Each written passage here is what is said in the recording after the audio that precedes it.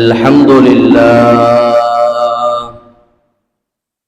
نحمده ونستعينه ونستغفره ونؤمن به ونتوكل عليه ونعوذ بالله من شرور أنفسنا ومن سيئات أعمالنا من يهده الله فلا مضل له ومن يضلله فلا هادي له وأشهد أن لا إله إلا الله وحده لا شريك له وأشهد أن سيدنا ونبينا مولانا محمدا عبده ورسوله أما بعد فقد قال الله تبارك وتعالى في كلامه العزيز بعد أعوذ بالله من الشيطان الرجيم بسم الله الرحمن الرحيم ولقد صرفنا في هذا القرآن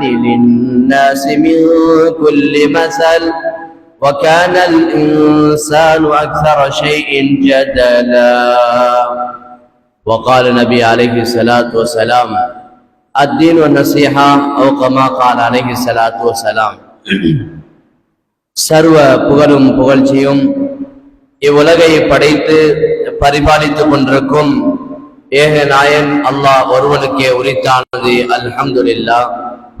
அவன் தனித்தவன், இணை துணை அற்றவன், என்றென்றும் வணங்கப்படுவதற்கான் மாத்திரமே தகுதியானவன் என்று சாட்சி கூறியதோடு அவனால் அனுப்பப்பட்ட முஹம்மது முஸ்தபா ஸல்லல்லாஹு அலைஹி வஸல்லம் அவர்கள் அல்லாஹு தஆலாவுடைய அடியாரும் திருத்துதரனும் சாட்சி கூறுகிறேன். சலாத்தனும் கருணையும் சலாமினும் மீதேற்றமும் எம்முயிரின் மேலான முஹம்மது முஸ்தபா ஸல்லல்லாஹு அலைஹி வஸல்லம் அவர்கள் மீதும் அன்னாரின் வாழ்க்கை விழுமியங்களை பேணி வந்த உத்தம சஹாபாக்கள், தாபிஊன்கள், தபௌ தாபிஈன்கள், இன்னும் கியாம நாள் வரைக்கும் வரக்கூடிய முஸ்லிமான ஆண்கள் பெண்கள் எம் அனைவர் மீதும் உண்டாவதாக. புனித ஜும்மாவுடைய கடமை நிறைவேற்றுவதற்காக வேண்டி அல்லாஹு தஆலாவுடைய மாளிகையில் ஒன்று கூடியிருக்கும் அல்லாஹ்வின் நல்லடியார்களே, வாழ்வில் எல்லா கட்டங்களிலும் அல்லாஹ்வை அஞ்சி பயந்து தக்வாவுடன் நடந்து கொள்ளும்படி முதன்மையாக அடியனுக்கும் அடுத்ததாக உங்களுக்கும் நல்ல உபதேசம் செய்து கொள்கிறேன். இத்தகுல்லாஹ். அன்று நிறைந்த அல்லாஹ்வின் நல்லடியார்களே, உலகத்தில் மனிதனுடைய வாழ்க்கையில் மிக பிரதானமான ஒரு அம்சமாக அல்லாஹு தஆலா இந்த உலகத்தில் ஆக சிறந்த இடமாகிய அல்லாஹ்வுக்கு விருப்பமான பூமியில் அல்லாஹ்வுக்கு ஆக விசேஷமான விருப்பத்துக்குரிய இடமாக அல்லாஹு தஆலா பள்ளிவாசல்களை ஆக்கி வைத்திருக்கிறார். உலகத்தில் எல்லோரும் ஏற்றுக்கொண்ட ஒரு விடயம்தான் ஒரு மனிதனுடைய பாதுகாப்பு, பராமரிப்பு, அந்த மனிதனுடைய முன்னேற்றம், ஒரு சமூகத்தினுடைய எழுச்சி அவர்களுடைய மதஸ்தலங்களாக இருக்கின்றன.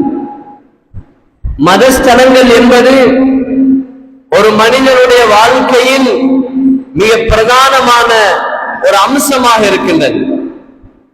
அந்த மதஸ்தலத்தின் மூலம் ஒரு சமூகம் தன்னுடைய எதிர்கால வாழ்க்கையை திட்டமிடுகிறது. ஒரு சமூகம் தான் இழந்த உரிமைகளை மீளப் பெறுகிறது.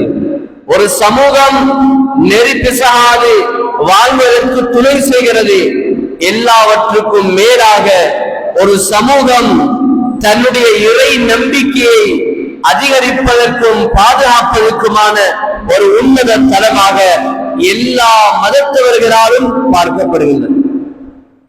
நாம் இலங்கையில் கூட பார்க்கலாம், அந்நிய சகோதரர்களுடைய மதஸ்தலங்கள் இருக்கின்றது. அந்த மதஸ்தலங்களில் அங்கே அவர்களுக்கு ஒரு சில இடங்களில் ஓசை மணிகள் கட்டப்பட்டிருக்கும்.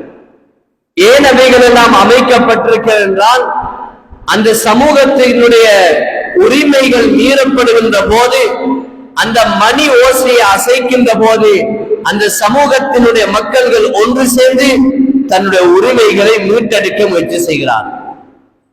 எனவே அல்லாஹ்வின் நல்லடியார்களே, ஒவ்வொரு சமூகத்துக்கும் அவர்களுடைய மதஸ்தலங்கள் பிரதானமான ஒன்றாக இருக்கின்றது. இஸ்லாமியர்களாகிய எங்களுக்கும் பள்ளிவாசல் என்பது மிக முக்கியமான ஒரு அம்சமாக இருக்கிறது. அல்லாஹ் தஆலா குர்ஆனில் சொல்கிறான், இன்ன அவ்வல பைத்தின் வுதிஅ லின்னாஸ், மக்களுக்கென கட்டப்பட்டதுதான் பள்ளிவாசல். பள்ளிவாசல் என்பது ஒரு மனிதர்களுக்காக வேண்டி கட்டப்பட்டது. மனிதனுடைய நலவுகளை அடிப்படையாக கொண்டு உருவாக்கப்பட்டதுதான் பள்ளிவாசல்களாக இருக்கின்றது. மேலான அல்லாஹ்வின் நல்லடியார்களே, பள்ளிவாசல்களை ஹஜ்ரத் ரசூலுல்லாஹி ஸல்லல்லாஹு அலைஹி வஸல்லம் அவர்கள் மிகவும் நேசித்தார்கள், மிகவும் அதற்கு முக்கியத்துவம் கொடுத்தார்கள். சொன்னார்கள் ஸல்லல்லாஹு அலைஹி வஸல்லம், அஹப்புல் பிலாதி இலல்லாஹ் மசாஜிதுஹா, அல்லாஹ்வுக்கு விருப்பமான ஒரு இடம் பள்ளிவாசல் என்று சொன்னார்கள்.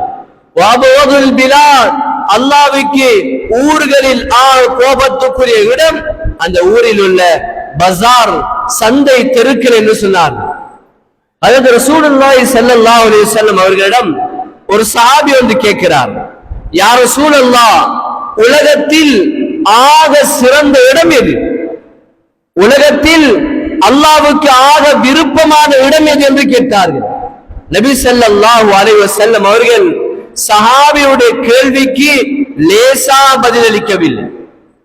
ஒரு மனிதன் தன் வாழ்க்கையில் ஆக சிறந்த இடத்தை கேட்கிறார், அந்த மனிதனுக்கு சொல்ல வேண்டிய பதில் ஆக முக்கியமான பதில். சொன்னார்கள் ஸல்லல்லாஹு அலைஹி வஸல்லம் அவர்கள், இதற்கான பதிலை நான் பிறகு சொல்லுகிறேன். நபி ஸல்லல்லாஹு அலைஹி வஸல்லம் அவர்கள் இந்த சஹாபி கேட்ட கேள்விக்கான பதிலை ஹஜ்ரத் ஜிப்ரீல் அலைஹிஸ்ஸலாம் அவர்களிடம் கேட்டார்கள். ஜிப்ரீல் அலைஹிஸ்ஸலாம் சொன்னார்கள், அஹப்புல் பிலாத், அல்லாஹ்வுக்கு ஆக விருப்பமான இடம் பள்ளிவாசல், அல்லாஹ்வுக்கு கோபமான இடம் கடை, தெருக்கு என்பதாக சொன்னார்கள். நபி ஸல்லல்லாஹு அலைஹி வஸல்லம் அந்த மனிதனுடைய கேள்வி முக்கியமானது, அந்த கேள்விக்குரிய பதிலை மிக ஆழமாக அதனை பெற்று அந்த செய்தியை சொன்னார்கள். எனவே பள்ளிவாசல் என்பது அல்லாஹ்வுக்கு விருப்பத்துக்குரிய இடமாக இருக்கிறது. நபி ஸல்லல்லாஹு அலைஹி வஸல்லம் அவர்கள் கூறினார்கள், அல் மஸ்ஜிது பைத்து குல்லி தகியின், பள்ளிவாசல்கள் என்பது இறை நேசர்கள், இறை பக்தி உள்ளவர்களுடைய வீடு. பள்ளிவாசலோடு நேரத்தை செலவழிப்பவர்கள், பள்ளிவாசல்களோடு நெருங்கிய உறவை பேணியவர்கள், இவர்கள் அல்லாஹ்வுடைய இறை நேசர்கள். சொன்னார்கள் ஸல்லல்லாஹு அலைஹி வஸல்லம், அல் மஸ்ஜித் பைத்து குல்லி தகியின், பள்ளிவாசல்களோடு தொடர்புள்ளவர்கள் அவர்கள் ஈமான்தாரிகள், இறை நேசர்கள், அல்லாஹ்வுடைய நெருக்கத்துக்குரிய மக்கள் என்று சொன்னார்கள். இன்னும் ஒரு ஹதீஸில் நபி ஸல்லல்லாஹு அலைஹி வஸல்லம் அவர்கள் கூறினார்கள், மன் அலிஃபல் மஸ்ஜித் அலிஃபஹுல்லாஹ், யார் பள்ளிவாசலை நேசிக்கின்றாரோ, பள்ளியோட சூழலை நேசிக்கின்றாரோ, அலிஃபஹுல்லாஹ், அல்லாஹ் தஆலா அவரை நேசிக்கின்றார். பள்ளிவாசல் அல்லாஹ்வுடைய ஆலயம், அதனை நேசிப்பவரையும் அல்லாஹ் தஆலா நேசித்து விடுகிறார். மேலான அல்லாஹ்வின் நல்லடியார்களே, இன்னும் ஒரு ஹதீஸில் நபி ஸல்லல்லாஹு அலைஹி வஸல்லம் அவர்கள் கூறினார்கள், மன் கதா இலல் மஸ்ஜித், யார் பள்ளிவாசலுக்கு போய் வருகின்றாரோ, ஒருவர் பள்ளிவாசலுக்கு நீங்கள் போய் வருவதை கண்டால் உங்களுடைய கடமை ஃபஷ்ஹது லஹு பில் ஈமான், அந்த மனிதனுக்கு ஈமானுடைய உயர்வு கிடைக்க போகிறது என்பதற்கு நீங்கள் சாட்சியாளர்களாக இருங்கள். ஒரு மனிதன் பள்ளிவாசல்களோடு தொடர்பை பேணினால் அந்த மனிதனுடைய ஈமான் உயர்வை நோக்கி செல்கிறது.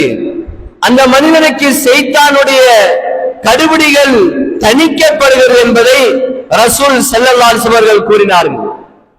மேலான அல்லாஹ்வின் நல்லடியார்களே, இமாம் ஹாக்கிம் ரஹிமஹுல்லாஹ் பதிவு செய்கிறார்கள், பள்ளி வாசல்களோடு தொடர்புள்ள மனிதன் யார் தெரியுமா?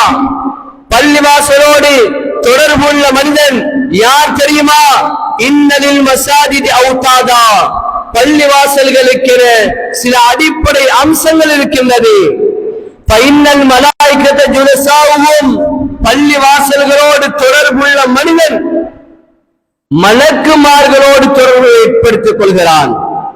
மலக்குமார்களோடு தொடர்பு, ஜனாதிபதியோடு தொடர்பு அல்ல, அமைச்சர்களோடு தொடர்பு அல்ல, ஊரின் முக்கியஸ்தரோடு தொடர்பு அல்ல, உலகத்தில் ஆக சிறந்தவர்களான மலக்குமார்களுடைய தொடர்பை அல்லாஹ் தஆலா அந்த மனிதனுக்கு கொடுக்கிறான். ஜுலசாவும் அந்த மனிதனுடைய தொடர்பு மலக்குமார்களோடு அமைகின்றது. மலக்குமார்களோடு அந்த தொடர்பை அல்லாஹ் தஆலா ஏற்படுத்தி வைக்கின்றான். அந்த மனிதன் பள்ளிவாசலுக்கு வரவில்லை என்றால் அந்த மனிதன் பள்ளிக்கு வரக்கூடிய மனிதன் பள்ளிக்கு வரவில்லை, மஸ்ஜிதுக்கு காணவில்லை என்றால் அந்த மலக்குமார்கள் அந்த மனிதனை தேடி தேடி தேடி செல்கின்றார். பள்ளிவாசலோடு தொடர்புள்ள மனிதன் பள்ளிக்கு வரவில்லை என்றால் அந்த மனிதனுக்கு என்ன ஆகிவிட்டதோ, அந்த மனிதனுக்கு என்ன நிலைமை ஏற்பட்டு விட்டதோ, அந்த மனிதன் என்ன கவலையில் இருக்கிறானோ என்று மலக்குமார்கள் பதறிக்கொண்டு அந்த மனிதனை தேடிச் செல்கின்றார்கள். அந்த மனிதன் நோய்வாய்ப்பட்டு விட்டால், அந்த மனிதன் நோய்வாய்ப்பட்டு விட்டால் அந்த மனிதனுடைய பாவ மன்னிப்புக்காக வேண்டி அல்லாஹ் தஆலா மலக்குமார்கள் மூலம் துஆ செய்ய ஏற்பாடு செய்கிறார். மலக்குமார்கள் அந்த மனிதனுக்காக வேண்டி துஆ செய்கிறார்கள். அந்த மனிதன் பள்ளிவாசலுக்கு வந்துவிட்டு தொழுகையை நிறைவேற்றிவிட்டு ஒரு காரியத்தை செய்ய ஆரம்பித்து விட்டான் என்றால் அல்லாஹ் தஆலா அந்த மலக்குமார்களின் மூலம் அவனுக்கு உதவி செய்கிறான்.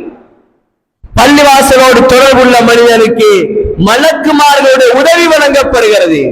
அவன் விவசாயம் செய்யலாம், அந்த மனிதன் கட்டுமான பணிகள் செய்யலாம், கல்வியை தொடரலாம், விவசாயம் செய்யலாம், வியாபாரம் செய்யலாம், எதை செய்தாலும் அல்லாஹ் தஆலா மலக்குமார்களின் மூலம் அந்த மனிதனுக்கு உதவி செய்கிறான். என்ன உதவி? இமாம் திர்மிதி ரஹிமஹுல்லாஹ் சொல்கிறார்கள், அந்த மனிதனுக்கு அல்லாஹ் மலக்குமார்களின் மூலம் கொடுக்கக்கூடிய உதவி என்ன தெரியுமா? பள்ளிவாசலோடு உறவை பேணின மனிதனுக்கு அல்லாஹ் மலக்குமார்களின் மூலம் செய்யக்கூடிய உதவி என்ன தெரியுமா? முதலாவது விடயம், அந்த மனிதன் எந்த காரியத்தில் ஈடுபடுகிறானோ அந்த காரியத்தில் அவனுக்கு முடிவு செய்யப்பட்ட அழிவு, நஷ்டம், கை சேதம், கவலை, இது போன்ற நிலைமை விட்டு அல்லாஹ் தஆலா பாதுகாக்கிறான். பள்ளிவாசலோடு தொடர்புள்ள மனிதன் வியாபாரம் செய்கிறான், அந்த மனிதனுக்கு கலாக்கதில் முடிவு செய்யப்படுகிறது, இந்த மனிதனுக்கு இவ்வளவு நஷ்டம் ஏற்படும். இவன் தொழுகையாளி, பள்ளியோடு தொடர்புள்ளவன், இதனால் மலக்குமார்களின் மூலமாக அல்லாஹ் தஆலா அவனுக்கு முடிவு செய்யப்பட்ட சோதனை இல்லாமல் ஆக்கிறான். ஒரு மனிதனுக்கு நோய் கலாக்கதில் முடிவு செய்யப்படுகிறது, அந்த மனிதன் பள்ளிவாசலின் தொடர்பை பேணினால் அல்லாஹ் தஆலா அந்த மனிதனுக்கு முடிவு செய்யப்பட்ட மோசமான மரணத்தை விட்டும் பாதுகாக்கிறான், மோசமான நோயை விட்டும் பாதுகாக்கிறான்.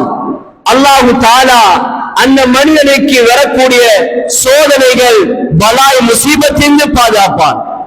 இரண்டாவது, அல்லாஹ் தஆலா எவ்வாறு உதவி செய்வான் என்றால் அந்த மனிதனுடைய காரியங்களை அல்லாஹ் தஆலா லேசிபடுத்திக் கொடுப்பான், லேசிபடுத்திக் கொடுப்பான். தொழுகை இல்லாத ஒரு மனிதன் சிரமப்பட்டு செய்யக்கூடிய சம்பாத்தியத்தை அல்லாஹ் தஆலா இலகுவாக இந்த மனிதனுக்கு வழங்குகிறான், இலகுவாக அந்த மனிதனுக்கு அல்லாஹ் தஆலா வழங்குகிறான். மூன்றாவது, அல்லாஹ் தஆலா வழங்கக்கூடிய உதவி, அந்த மனிதன் எந்த காரியத்தில் ஈடுபடுகிறானோ அந்த காரியத்தில் அல்லாஹ் தஆலா பரக்கத்தை ஏற்படுத்துகிறான், பரக்கத்தை உண்டாக்குகிறான். தொழுகையோடு இருந்து கொண்டு செல்வத்தை சேர்த்தார், அல்லாஹ் தஆலா செல்வத்தில் பரக்கத் செய்கிறார். தொழுகையோடு இருந்து கொண்டு விவசாயம் செய்தார், அல்லாஹ் தஆலாவுடைய விவசாயத்தில் பரக்கத் செய்கிறார்.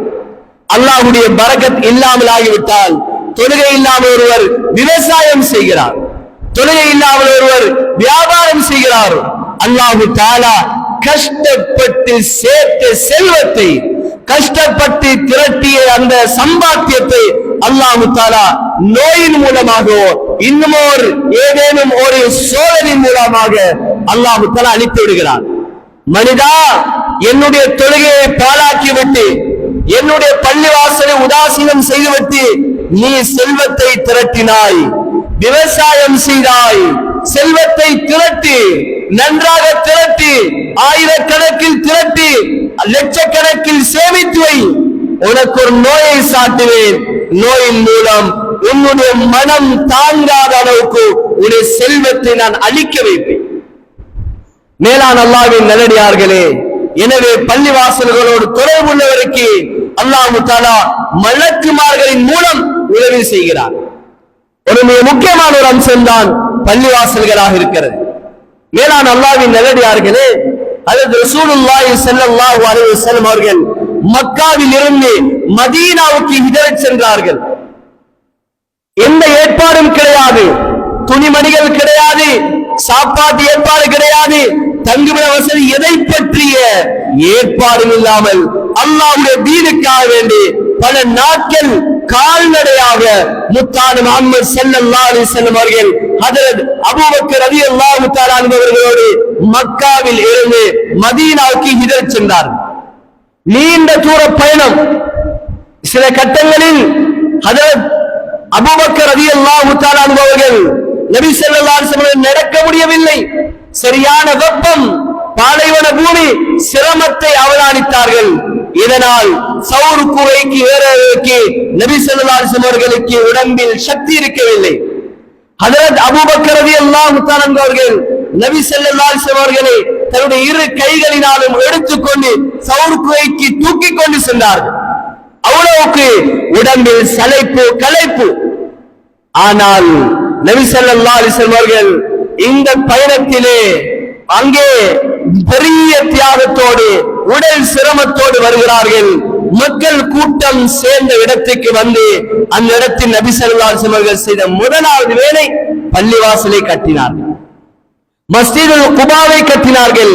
தனக்கு களைப்புதான், பசிதான், தியாகம் தான், நிறைய தேவைகள் இருக்கிறது. நபி அவர்கள் ஊருக்கு சென்றதும் தனக்கு தேவையான வீடு வசதி ஏற்பாடு செய்யவில்லை, உணவுக்குரிய ஏற்பாடு செய்யவில்லை. அருமை சஹாபாக்கள் அந்த ஊர் மக்களை அழைத்து இந்த இடத்தில் பள்ளிவாசலை கட்ட வேண்டும், உதவி செய்யுங்கள். சஹாபாக்கள் ஒவ்வொருவரும், அந்த ஊரில் உள்ள மக்கள் ஒவ்வொருவரும் தன்னுடைய வீட்டில் இருந்த கைமரங்களை கொண்டு போய் கொடுத்தார்கள். ஈத்தமர ஓலைகளை இழைத்து முகடுகள் அமைத்தார்கள். ஏன்? ஒரு பள்ளிவாசல் என்பது ஒரு மனிதனுடைய வாழ்க்கையில் இன்றி அமையாத ஒன்றாக இருக்கின்றது. எனவே அல்லாஹ்வின் நல்லடியார்களே, பேரன்புக்குரிய சகோதரர்களே, பள்ளிவாசலுடைய தொடர்பு நமக்கு இருக்க வேண்டும். பள்ளிவாசலுடைய தொடர்பு நமக்கு இருக்க வேண்டும். இன்று நாங்கள் பள்ளிவாசல்களை விட்டு தூரமானதனால், பள்ளிவாசல்களை விட்டு தூரமானதனால் இந்த இடத்தில் இருக்க வேண்டிய நாம் இந்த இடத்தில் இல்லாததன் காரணமாக சிறைச்சாலையில் வாழ வேண்டிய ஒரு சமூகமாக இன்று நாங்கள் மாறிவிட்டோம். சிறைச்சாலையினுடைய தரவுகளை பார்க்கின்ற போது ஈமானிய உணர்வு மிக்க இந்த முஸ்லிம் சமூகம் இன்று சிறையில் வாழ்ந்து கொண்டிருக்கிறார்கள். இவர்கள் யார்? இவர்களுடைய வாழ்க்கை எவ்வாறு கனிந்தது என்று பார்த்தால் இவர்களுக்கும் பள்ளிவாசலுக்கும் சம்பந்தம் கிடையாது, இவர்களுக்கும் அல்லாஹ்வுடைய பள்ளிவாசலுக்கும் தொடர்பு கிடையாது. இதனால் வாழ்க்கையின் நெறி தவறியது. அரச சட்டத்தை மீறினார்கள், அல்லாஹ்வின் கடமையை பாழாக்கினார்கள். இன்று கைதிகளாக சிறைச்சாலையில் வாழ்ந்து கொண்டிருக்கிறார்கள். என்ன ஒரு நிலைமை சகோதரர்களே! ஜனாசா, தந்தை மரணித்திருக்கிறார், தந்தை மரணித்திருக்கிறார், ஜனாசாவாக வீட்டில் வைக்கப்பட்டிருக்கிறார். மகன் சிறைச்சாலையில் இருந்து கையில் விலங்கிடப்பட்டு அழைத்து வருகிறார். மகனின் நிலைமை, யார் இந்த மகன்? யார் இந்த மகன்? இந்த மகனுடைய நிலைப்பாடு என்ன? எப்படி இந்த மகன் வாழ்ந்தார்? சிறைக்கு செல்வதற்கு முன்னால் இவருடைய நிலைமை எப்படி இருந்தது? பள்ளியோடு தொடர்பில்லை, அல்லாஹ்வுடைய கடமையை பாழாக்கினான், தொழுகையை வீணடித்தான், அல்லாஹ்வுடைய மாளிகையினுடைய மகத்துவம் இல்லாமல் வாழ்ந்தான். இவனுடைய நிலைமை, தந்தையின் ஜனாசாவை பார்க்க வருகின்றான், சிறைச்சாலையில் இருந்து ஒரு கைதியாக எப்படி இருக்கும் சகோதரர்களே, அல்லாஹ்வின் நல்லடியார்களே? சிறைச்சாலையிலிருந்து பல காவலாளிகளின் பாதுகாப்போடு கையில் விலங்கிடப்பட்டு வருகின்றான். இவன் யார்? இவன் யார்? எப்படி நடந்தான்? அல்லாஹ்வுடைய பள்ளி வாசலை உதாசீனம் செய்தவன், தொழுகையை பாழாக்கியவன். மேலான அல்லாஹ்வின் நல்லடியார்களே, சமூகம் பள்ளி வாசலை விட்டு தூரமானால் நிறைய அநியாயங்கள், நிறைய விபரீதங்களை சந்திக்க வேண்டி வரும். பள்ளிவாசலோடு இல்லாத சமூகம் இன்று போதை வஸ்துக்கு அடிமையாக இருக்கிறார்கள். பள்ளிவாசலோடு இல்லாத சமூகம் இன்று திருமண விவாகரத்தை நாளாந்தம் உயர்வில் எட்டிக் கொண்டிருக்கிறார்கள். பள்ளிவாசலோடு சம்பந்தம் இல்லாத சமூகம் வியாபாரத்தில் மோசடி, இன்னும் எத்தனையோ அநியாயங்களும் பாவங்களிலும் மக்கள் மிதந்து கொண்டிருக்கிறார்கள். எனவே பள்ளிவாசலுடைய தொடர்பை நாங்கள் பேண வேண்டும். மேலான அல்லாஹ்வின் நல்லடியார்களே, நானும் நீங்களும் பள்ளிவாசலோடு தொடர்போடு இருந்தால் மாத்திரம் போதாது. நல்ல பிரஜைகளை உருவாக்க வேண்டும், நல்ல சமூகத்தை உருவாக்க வேண்டும். இதற்கான அடிப்படை தளம் பள்ளிவாசல்கள் முறையாக சரியாக மக்கள் அதனுடைய மகத்துவத்தை பேணி நடந்து கொள்ள வேண்டும். வேற எதன் மூலமாகவும் ஒரு சமூகத்தை திருத்த முடியாது. மீடியாக்கள் 1000 வளரலாம், உம்மத்து திருந்தாது, சமூகம் திருந்தாது. பணத்தை அள்ளி இறைக்கலாம், சமூகம் திருந்தாது. பதவியை கொடுக்கலாம், சமூகம் திருந்தாது. சமூகத்துக்கு திருத்தம் வேண்டுமா? ஒரு சமூகம் திருந்த வேண்டுமா? உயர்வு அடைய வேண்டுமா? பள்ளிவாசலுடைய உறவை பாதுகாக்க வேண்டும். இன்று நாம் மாத்திரம் தொழுதால் போதும், என்னுடைய கடமையை செய்தால் போதும் என்ற சிந்தனையில் வாழ்ந்து கொண்டிருக்கிறோம். மேலான அல்லாஹ்வின் நல்லடியார்களே, பேரன்புக்குரிய சகோதரர்களே, சஹாபாக்கள் அப்படி இருக்கவில்லை. ஹஜ்ரத் உமர் ரலியல்லாஹு தஆலாவுடைய ஆட்சி காலத்தில் உமர் ரலியல்லாஹு தஆலா அவர்கள் சுபஹ் நேரத்திலே சுபஹுடைய தொழுகையை இமாமாக நின்று தொழுகை நடாத்துகிறார்கள். தொழுகை நடாத்தி விட்டதற்கு பின்னால் திரும்பி பார்க்கின்றார்கள், சஃபில் ஒரு நபர் குறைகின்றார். பள்ளிவாசலுக்கு தொழ வர வேண்டிய ஒருவர் குறைகின்றார். தொழுகைக்கு வந்த ஒரு மனிதனை காணவில்லை. கேட்டார்கள், இந்த இடத்தில் நின்று தொழக்கூடிய சல்மான் எங்கே? சல்மான் எங்கே? சொன்னார்கள் சஹாபாக்கள், யா ரசூலல்லாஹ், அவருடைய நிலைமை என்னவென்று தெரியாது. உடனே அது உமர் ரலியல்லாஹு தஆலா அவர்கள் சில சஹாபாக்களை அழைத்துக் கொண்டு சல்மான் ரலியல்லாஹு வீட்டு வரைக்கும் சென்றார்கள். வீட்டை தட்டினார்கள். தாயார் கதவை திறந்தால் கேட்டார்கள், உமர் ரலியல்லாஹு தஆலா அவர்கள் எங்கே சல்மான்? அந்த தாயார் சொன்னால், சல்மான் இரவு முழுக்க நின்று வணங்கிவிட்டு சுபஹுடைய நேரமாகும் போது அயர்ந்து தூங்கிவிட்டார். பாருங்கள் சகோதரர்களே, அல்லாஹ்வின் நல்லடியார்களே, அப்போது சொன்னார்கள், அது உமர் ரலியல்லாஹு தஆலா அவர்கள், அவரிடம் சொல்லுங்கள், அல்லாஹ்வுடைய கடமையான சுபஹ் தொழுகையை பள்ளிவாசலுக்கு வந்து நிறைவேற்றுங்கள், பள்ளிவாசலுக்கு கொண்டு வந்து நிறைவேற்றும்படி சொல்லுங்கள். மேலானவர்களே, அவர் இரவு நேரத்தில் இபாதத் செய்தார், ஆனால் சுபஹ் தொழுகை பள்ளியில் நிறைவேற்றவில்லை என்பதற்காக சொன்னார்கள் உமர் ரலியல்லாஹு தஆலா அவர்கள், அவரை பள்ளிவாசலுக்கு வந்து அல்லாஹ்வின் கடமையை சரியாக நிறைவேற்ற சொல்லுங்கள் என்று சொன்னார்கள். இவ்விடத்தில் நாம் பெற வேண்டிய படிப்பினை, ஒரு நேர தொழுகைக்கு ஒரு மனிதனை காணவில்லை. அந்த இடத்தில் உமர் ரலியல்லாஹு தஆலாவுடைய தலைமையில் ஒரு படை புறப்படுகிறது. எங்கே அவர்? என்னானது? ஏன் அவர்கள் பள்ளிக்கு வரவில்லை என்று தேடினார்கள். இன்று நாங்கள் எம்முடைய ஊரில் எத்தனை பருவத்தை அடைந்தவர்கள் இருக்கிறார்கள், நாம் எங்கே சென்றிருக்கிறோம்? அவருடைய வீட்டுக்கு சென்று அவரை தொழுகைக்காண்டி அழைத்திருக்கிறோமா? அவர்களை தொழுகைக்குரிய மக்களாக மாற்றிருக்கிறோமா? இல்லை சகோதரர்களே, அல்லாஹ்வின் நல்லடியார்களே. எனவே நம்முடைய பொறுப்பு, நாம் செய்ய வேண்டிய கடமை இது ஒரு சாராருக்குரிய, ஒரு ஏக்கத்துக்குரிய, ஒரு குழுவுக்குரிய கடமை அல்ல. முஸ்லிம்களாக ஒவ்வொருவரும் செய்ய வேண்டிய கடமையாக இருக்கிறது. எனவே அல்லாஹ்வின் நல்லடியார்களே, அந்த சஹாபியை பாருங்கள், இரவு முழுவதும் நின்று வணங்கினார், சுபஹுக்கு தொழுகைக்கு வரவில்லை. இன்று நாங்கள் இரவு முழுவதும் போனிலே நம்முடைய நேரத்தை செலவழித்து வீணடித்து விட்டு சுபஹ் இல்லாமல் தூங்கினோம் என்றால் எம்முடைய நிலைமை எப்படி இருக்கின்றது? மேலான அல்லாஹ்வின் நல்லடியார்களே, எனவே பள்ளிவாசல் உறவை நாங்கள் பாதுகாக்க வேண்டும். பள்ளிவாசல் என்பது வெறுமனே கட்டடம் மாத்திரம் அல்ல, மனிதர்கள் புழங்க வேண்டிய ஒரு இடம். 24 மணி நேரமும் அல்லாஹ்வுடைய குர்ஆன், ஹதீஸ், மார்க்க விடயங்கள் நடைபெற வேண்டிய இடம் பள்ளிவாசல். பள்ளிவாசல் அல்லாஹ்வுடைய ஆலயம். முழு உலகத்திலும் என்னென்ன அம்சங்கள் இருக்கின்றதோ அத்துணை அம்சங்களுடைய அடிப்படை பள்ளிவாசல்களாக இருக்கிறது. நாங்கள் நம்முடைய உறவை பள்ளிவாசல்களோடு பேணிக் கொள்ள வேண்டும். அங்கிருந்து அல்லாஹ்வின் நல்லடியார்களே, பேரன்புக்குரிய சகோதரர்களே, இன்று பள்ளிவாசலுக்கு நாங்கள் மகத்துவம் கிடையாது. நம்முடைய பிரச்சனைகளை உலமாக்களோடு ஆலோசிப்பதும் கிடையாது. நாங்கள் விரும்பின போக்கில் வாழ்ந்து கொண்டிருக்கிறோம். இதற்கு முதலாவது காரணம், நாம் பள்ளிவாசலோடும் தொடர்பில்லை, பள்ளிவாசலுடைய இமாம்களோடும் நாங்கள் உறவை பேணவில்லை. பள்ளிவாசலுடைய இமாம் சாதாரண மனிதர் அல்ல. பள்ளிவாசலுடைய இமாம் ஒரு சாதாரண மனிதர் அல்ல. அல்லாஹ்வுடைய குர்ஆனையும் ஹதீஸையும் சுமந்தவர்.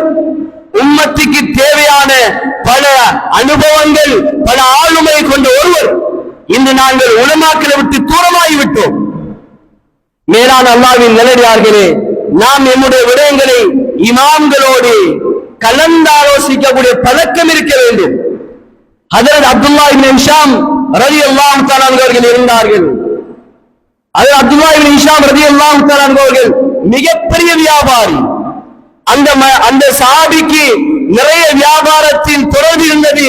ஈராக், யமன் போன்ற நிறைய நாடுகளில் அவர் பிரபல்யம் பெற்ற ஒரு வியாபாரியாக இருந்தார். அவர் எதை கொண்டு வந்தாலும் அதை விற்று விடுவார். அவரை நம்பி மக்கள் நிறைய வாடிக்கையாளர்கள் இருந்தார்கள். அவருடைய வியாபாரத்தை தேடி தேடி பல நாடுகளிலிருந்து பல மாதங்கள் பிரயாணம் செய்து வருவார்கள்.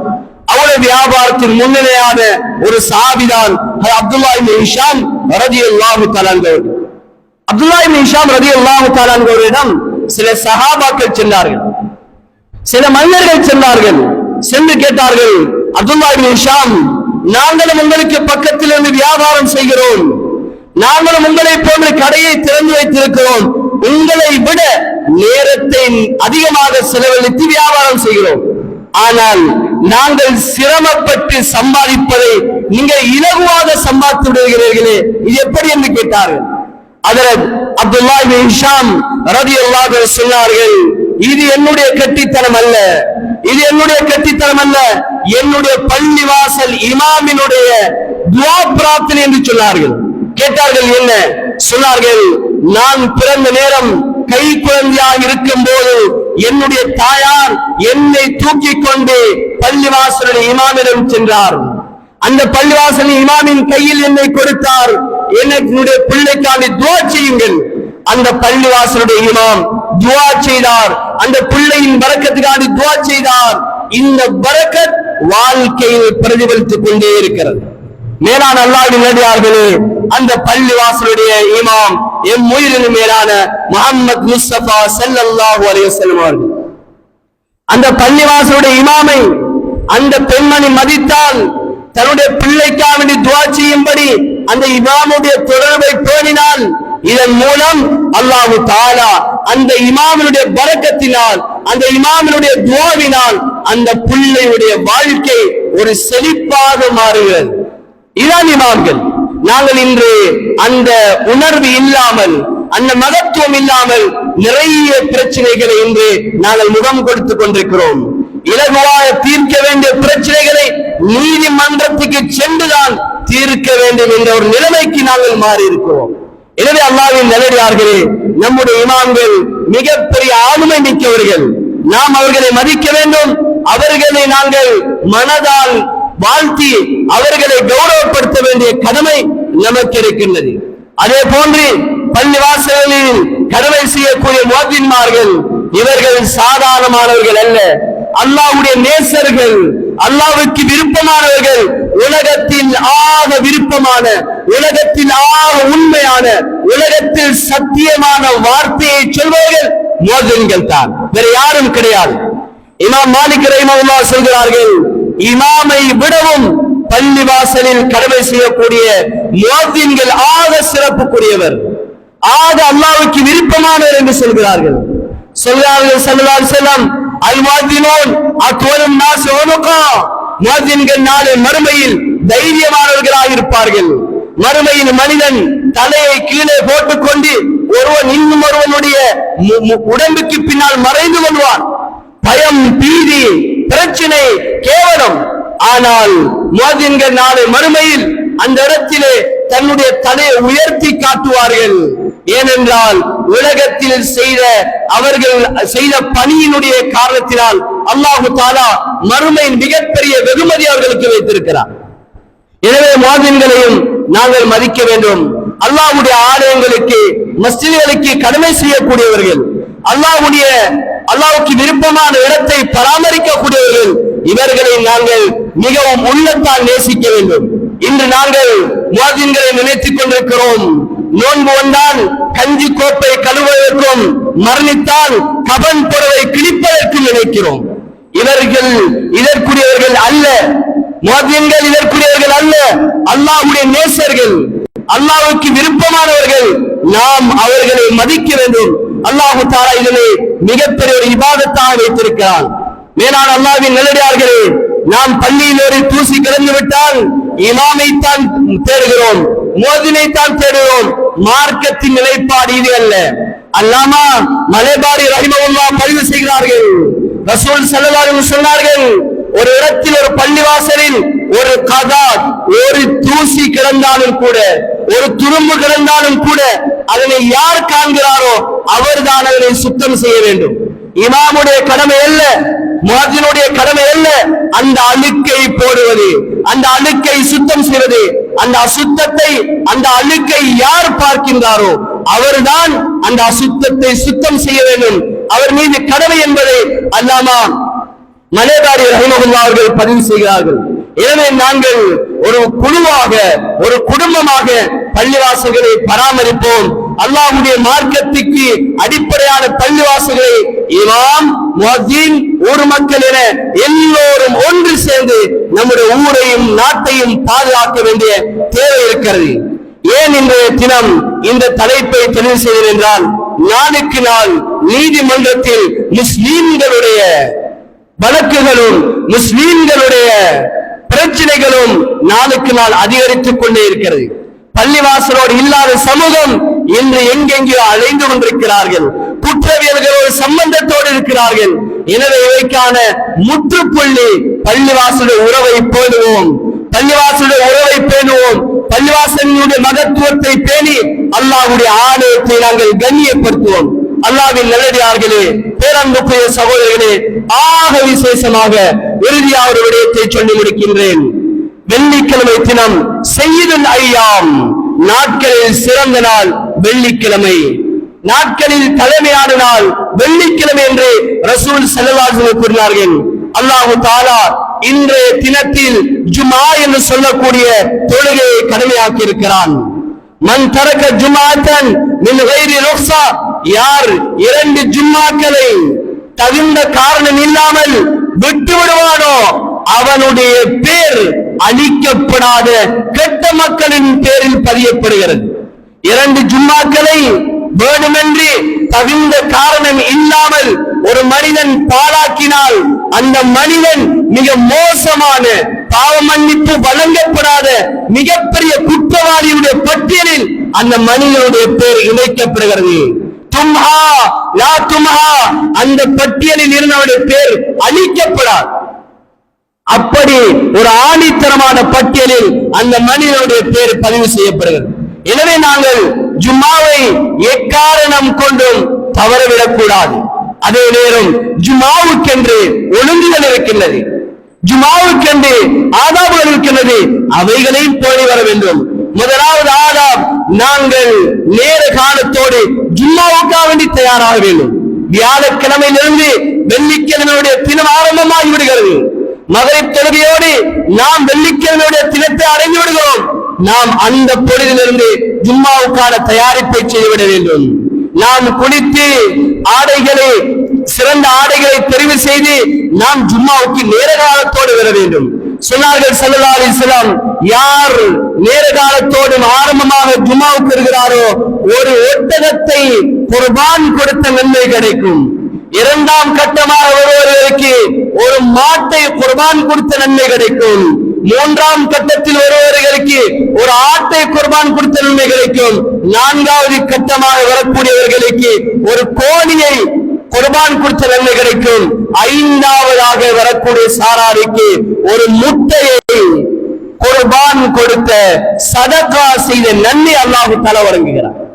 எனவே நாங்கள் நேர காலத்தோடு ஜும்மாவுக்கு வரக்கூடிய பழக்கத்தை உருவாக்கிக் கொள்ள வேண்டும். நம்மில் மூத்தோர்கள், நம்முடைய மூதாதையர்கள் நேர காலத்தோடு பள்ளிவாசலுக்கு வெண்ணிற ஆடைகள் அணிந்து முன் சபையில் இருந்து அல்லாஹ்வுடைய மாடியை அலங்கரித்தவர்கள் இன்று கபராளியாகி விட்டார்கள். இன்று அந்த சமூகம், அந்த தலைமுறை மங்கி மறைந்து போகக்கூடிய ஒரு காலமாக இருக்கிறது. இப்னு ஹஸம் லாயிலி ரஹிமஹுல்லாஹ் அவர்களை பற்றி எழுதுகிறார்கள், சிறையில் அடைக்கப்பட்டார்கள். சிறையில் அவர்கள் அடைக்கப்பட்டார்கள். இப்னு ஹஸம் லாயிலி ரஹிமஹுல்லாஹ் அவர்கள் வெள்ளிக்கிழமை திருநாளால் தன்னிடத்தில் இருந்த ஆடைகளை, அதில் உள்ள தூசுகளை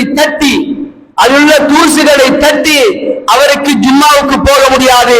அவருக்கு எவ்வளவு முடியுமோ அவ்வளவு தூரம் கால்நடையாக சிறை கைதியாக இருந்து அந்த சிறையில் உள்ள தொங்கலில் உள்ள கேட் வரைக்கும், வாசல் வரைக்கும் வருவார்கள். நேர காலத்தோடு வந்துவிட்டு சொல்வார்கள், யா அல்லாஹ், இன்றைய தினம் அமல் செய்ய வேண்டிய நாள், இன்றைய தினம் நேர காலத்தோடு பள்ளிக்கு போக வேண்டிய நாள், இன்று நான் சிறை கைதியாக இருக்கிறேன். யா அல்லாஹ், நான் இவ்வளவுதான் என்னால் முடியுமானது, என்னுடைய அமலை ஏற்றுக்கொள்வாயா என்று பிரார்த்தனை செய்வார்கள். இதுதான் நம்முடைய மூதாதையர்கள், இதுதான் நமக்கு முன்னால் வாழ்ந்த உரை நேசர்கள், இமாம்கள், வலிமார்கள். எனவே நாங்களும் அல்லாஹ்வுடைய கடமையை சரியாக பேணி நிறைவேற்றக்கூடிய மக்களாக எல்லாம் வல்ல அல்லாஹ் எம் அனைவரையும் தெரிந்து கொள்வானாக.